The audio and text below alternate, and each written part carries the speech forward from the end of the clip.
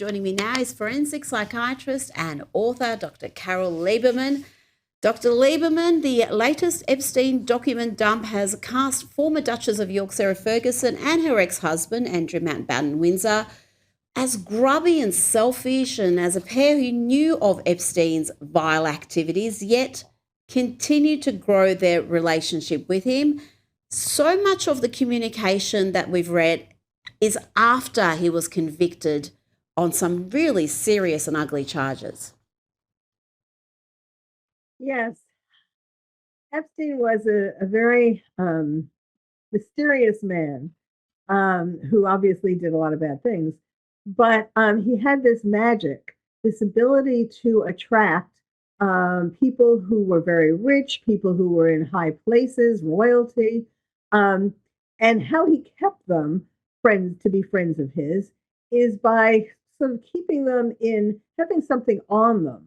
He didn't want them to betray his trust. And so he would always get something on each of them.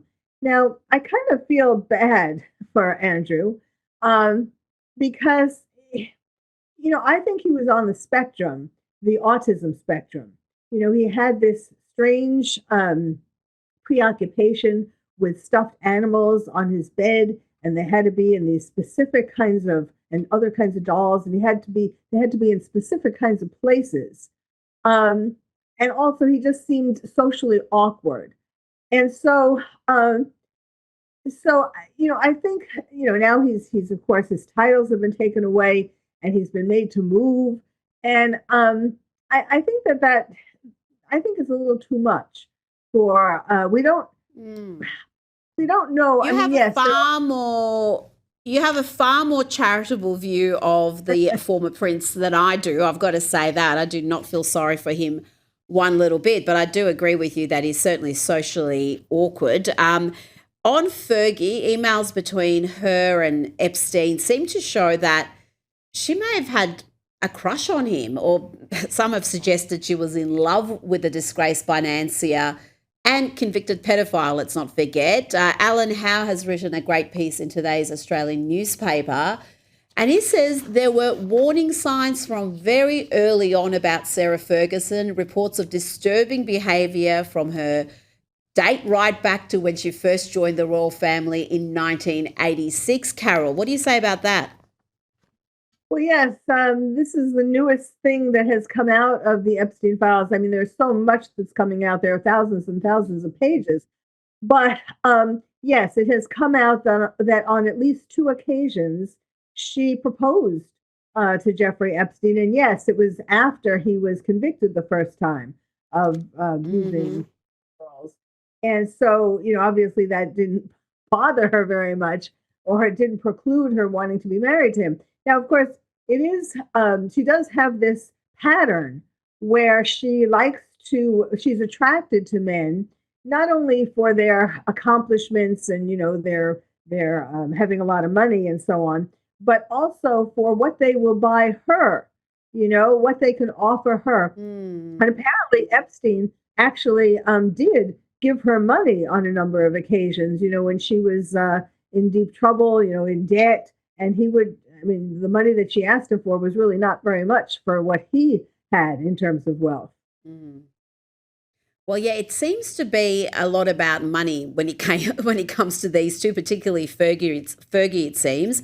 Now we've seen a truly unprecedented public reaction from the royal family in recent weeks. King Charles went nuclear and broke long-standing royal protocol by commenting on family matters. He issued a statement condemning his brother, even ejected him from the Royal Lodge, Carol, and yet despite that rather strong response, the king has been heckled during a visit to Lancashire by a man demanding to know how long he had known about Andrew and Jeffrey Epstein. Have a listen.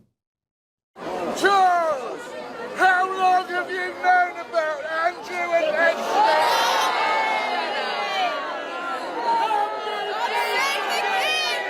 Andrew got prosecution!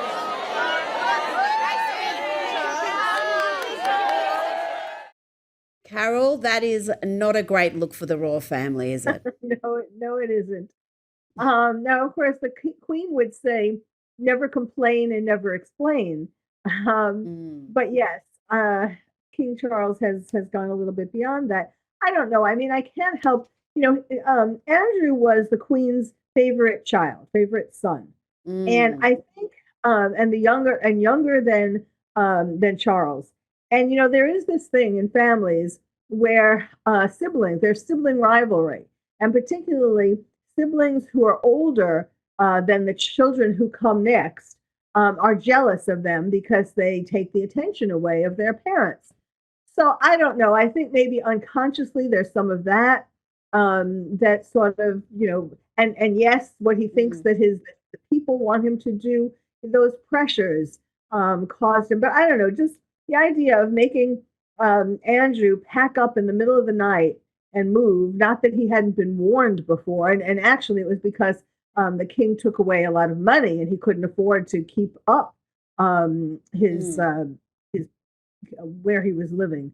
But yes, I mean it just seems like we don't know exactly how much Andrew did. I mean, yes, there are certainly stories, especially now with more things coming out from Epstein. It's looking worse and worse.